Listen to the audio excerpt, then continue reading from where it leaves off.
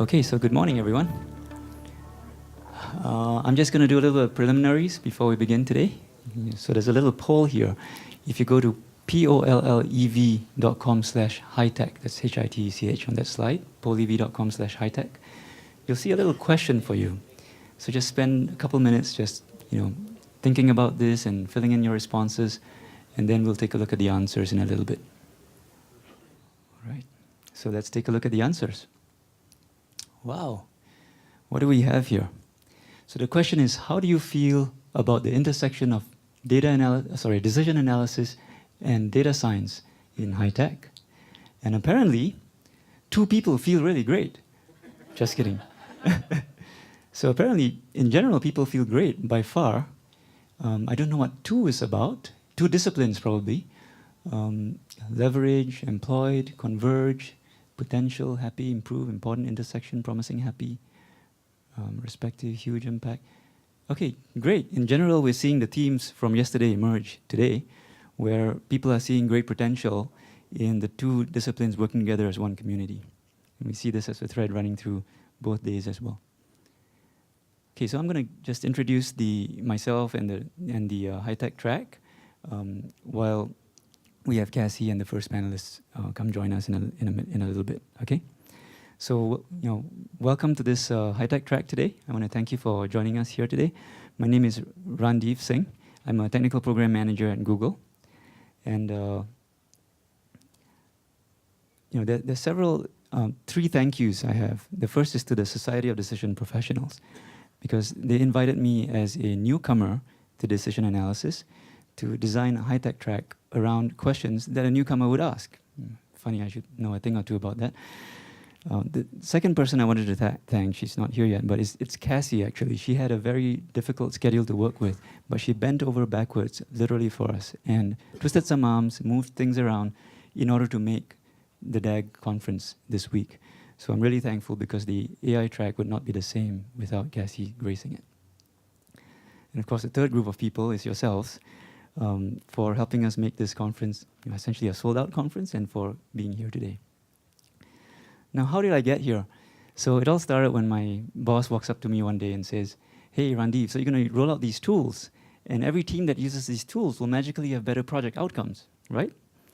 So I'm stewing over this, and then I come across this guy. His name starts with S. It's Somik, apparently. And I start talking to him about what I'm thinking, and he says, "Rhandeev, you can't promise better outcomes, but you can promote better decisions, and better decisions are going to sway the odds in favor of better outcomes." Right? And that got me interested in DA.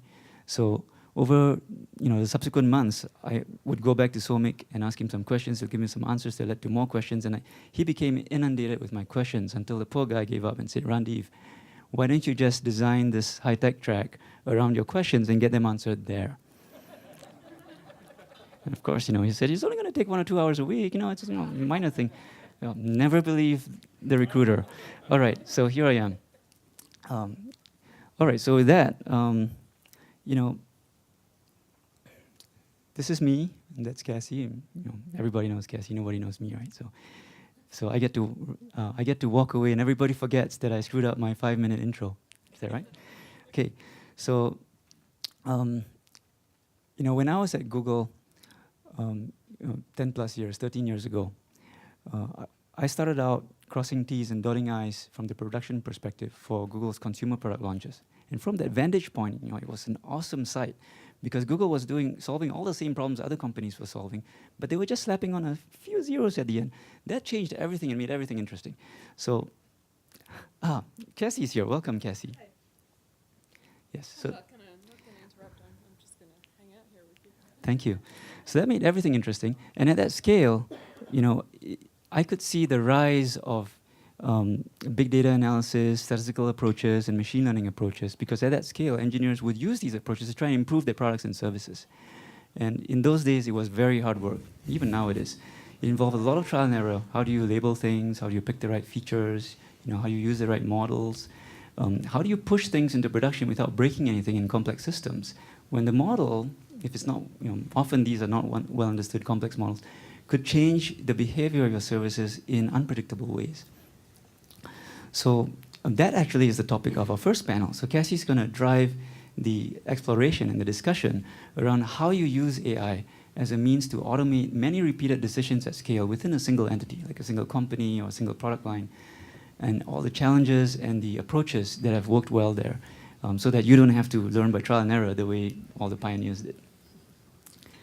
Okay. Now, it turns out that data science and AI approaches are getting easier as the years go by. In fact, it's now we're starting to see applications nowadays in areas we've never seen people use these approaches before, from sorting cucumbers, driving cars on the roads, assisting people to make better decisions in hospitals, maybe because the car went sideways or they ate a bad cucumber sandwich.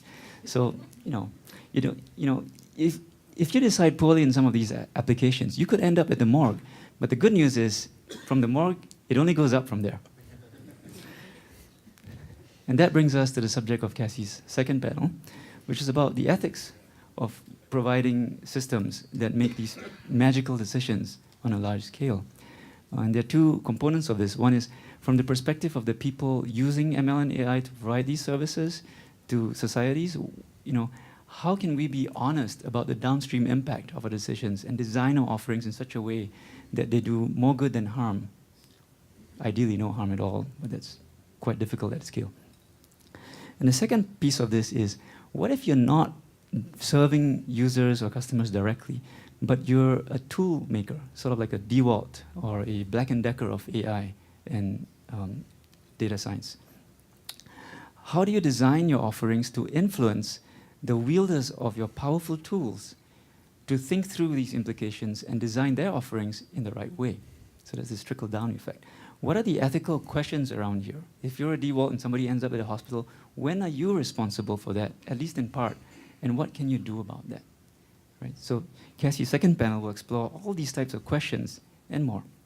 And it's going to pit, and by the way, this is going to be an interesting debate. We're going to pit an ethicist against an AI practitioner in the industry, against an economist who cares about human outcomes.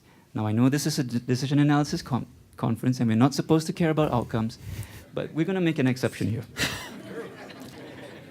Okay. Now, after the AI panels, we'll have a little break, and then we'll come back to true blue decision making, the traditional decision analysis and decision quality. And the third panel is going to explore what I think is an irony out there.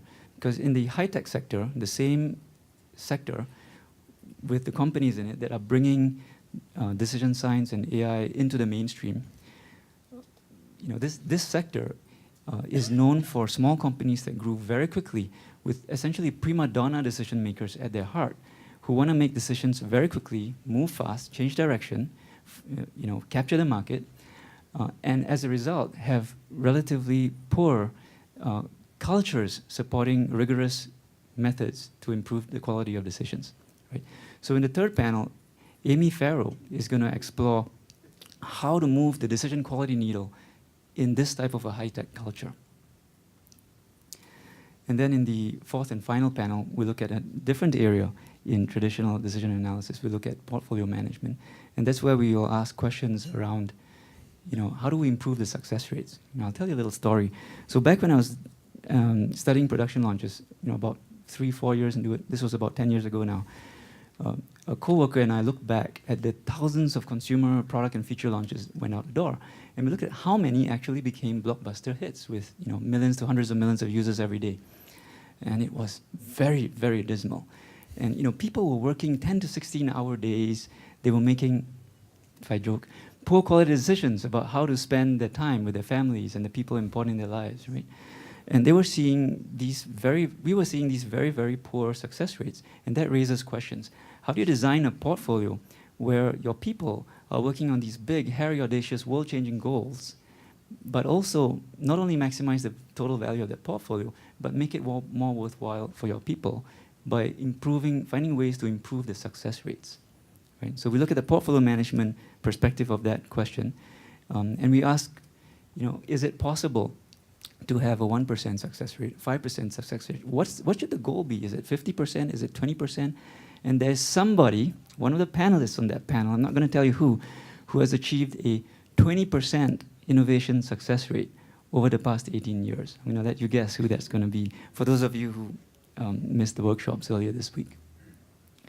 Okay, so in that panel, we're going to explore how to make innovation management predictable, and in an attempt to answer the question, how do we base our self-esteem and our sense of accomplishment on something more predictable than failure on these types of efforts?